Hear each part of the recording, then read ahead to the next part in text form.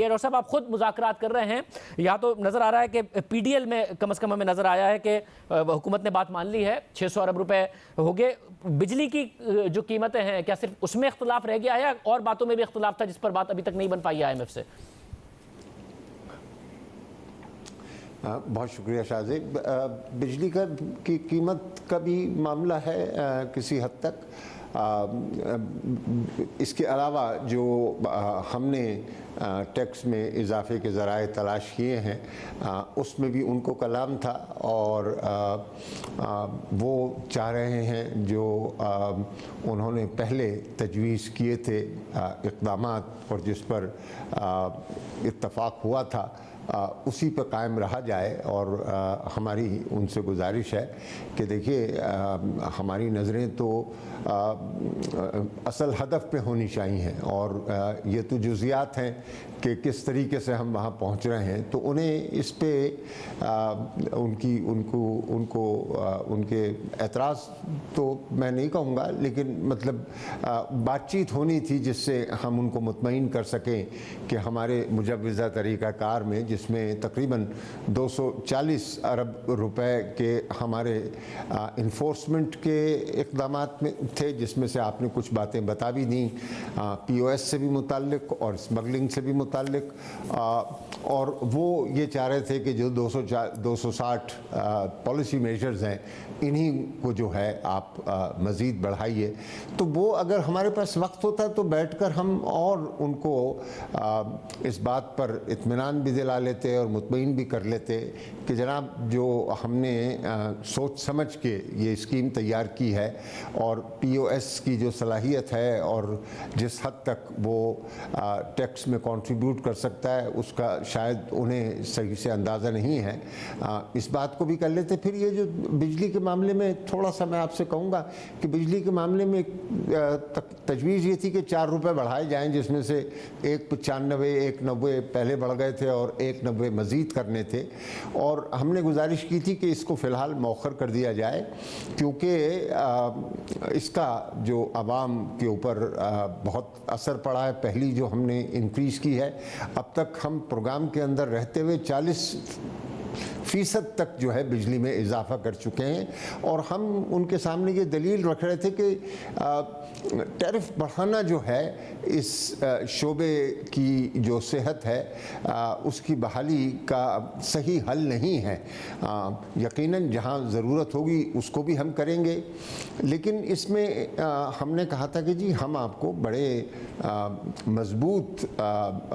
متبادل اقدامات دے رہے ہیں جس سے اس بات کی ضمانت دیتے ہیں کہ جو اصل ہدف ہے کہ سرکولر ڈیٹ میں اضافہ نہ ہو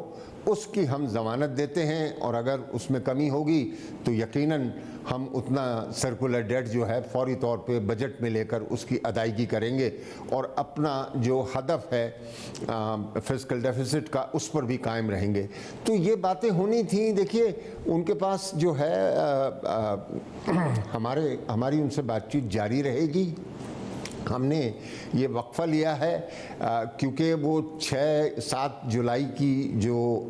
اس وقت ان کے ذہن میں بورڈ کی ڈیٹ تھی اس کی تیاری کا وقت نہیں تھا، اور ہم بھی یہاں پر نسبتاً زیادہ الجھے ہوئے تھے. نئی ٹیم آئی ہے فائنینس میں بھی اور کیونکہ آپ کا ظاہر تجربہ ہے، وزیر خزانہ بھی نئے ہیں. بالکل ٹھیک ہے، آپ کا ظاہر تجربہ ہے IMF سے ڈیل کرنے کے حوالے سے بھی اور فائنینس کے معاملات کو بھی آپ جانتے ہیں. ایک لیک آف ٹرسٹ ہمیں نظر آ رہا ہے IMF کی طرف سے، کیونکہ ظاہر 2-3 سال میں جو کمٹمنٹس چاہے ریونیو کی گئی تھی وہ نہیں پوری ہو سکی، یا پھر جو کہا گیا تھا کہ جی ہم سرکولر ڈیٹ ختم کر دیں گے مگر وہ بھی ٹارگٹ نہیں پورا ہو سکا، اس لیے وہ ریونیو میجرز کی بات کرتے ہیں کہ جی آپ بجلی کی قیمتوں میں اضافہ. یہ آپ کو لگ رہا ہے کہ سیٹلمنٹ ہو جائے گی کیونکہ پاکستان بجٹ اناؤنس کر دے، اسمبلی سے پاس کر دے، تو اس کا پھر کیا ہوگا اگر وہ نہیں مانتے، ان کا بورڈ نہیں مانتا تو پاکستان IMF کا پروگرام کیسے جاری رکھے گا؟ دیکھیے میں نے جیسے عرض کیا کہ اگر ہمارے پاس زیادہ وقت ہوتا تو ہم کسی نتیجے پر پہنچ جاتے. ابھی بھی یہ اس پروگرام کے اندر آپ کے علم میں ہے جب کووڈ نہیں بھی آیا تھا تو دوسرا ریویو جو ہے وہ مکمل نہیں کر سکے تھے، حتیٰ کہ کووڈ آ گیا تو تیسرا، چوتھا اور 5واں بھی جو ہے تو یہ ایک ساتھ ان کو مکمل کرنے پڑے. اور لہٰذا ایک تاریخ ہے، یہ دیکھیں مشکل پروگرام ہے، اس میں سخت فیصلے کیے گئے ہیں، اور لہٰذا ہم ان سے جو ہے ہمارے اور ان کے درمیان میں کوئی اختلاف نہیں ہے کہ پروگرام جاری رہنا چاہیے، اور ہم پر امید ہیں کہ جب ہم اب دوبارہ ملیں گے تو اینڈ جون کے بھی نتائج ہوں گے، اور شاید جو ہے یہ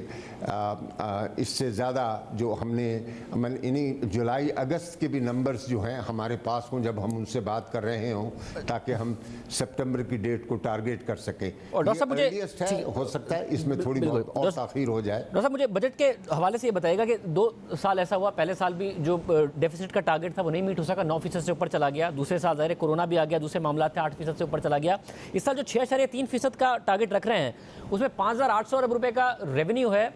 کیا یہ مکمل ہو جائے گا یا پھر کم از کم اس میں 100-200 ارب روپے کا شارٹ فال ہوگا؟ آپ جو پروونسز سے ایکسپیکٹ کر رہے ہیں کہ سرپلس ہوگا اس میں کچھ شارٹ فال ہوگا، اور جو پرائیویٹائزیشن پروسیڈز ہیں 250 ارب روپے کی، کیونکہ اب اس حکومت نے نہیں کر پائی ہے ان حالات میں تو یہ کوئی 600-700 ارب روپے کا ڈفرینس آئے گا، اور آپ خسارہ شاید اگلے سال بھی 7% سے اوپر ہی ہوگا۔ دیکھیے اس وقت تو ہم نے اس کا ہدف رکھا ہے 6.3 مجموعی، اور جو اصل میں تو یہ پروگرام جو ہے پرائمری ڈیفیسٹ کو دیکھ رہا ہے۔ پرائمری ڈیفیسٹ 3.8 سے ہم نے شروع کیا تھا شہباز صاحب، اور وہ شاہ زیب صاحب، اور وہ اس سال 1.1 پہ ختم ہو رہا ہے، اور ہم نے بجٹ میں رکھا ہے 0.6۔ میں بتاؤں دنیا کے پردے پر ان کووڈ کے دنوں میں، اور خصوصاً وہ ممالک جو IMF کے ساتھ کام کر رہے ہیں، ان میں پاکستان نے سب سے زیادہ فسکل ایڈجسٹمنٹ کیا ہے، اور ابھی بھی ہم تیار ہیں، اور جیسا کہ بجٹ کے اندر ہم رکھ رہے ہیں کہ وہ 0.6 کا جو ہے ڈیفیسٹ ہوگا، اور ہم اگر ایڈجسٹرز لگا لیں تو یہ پلس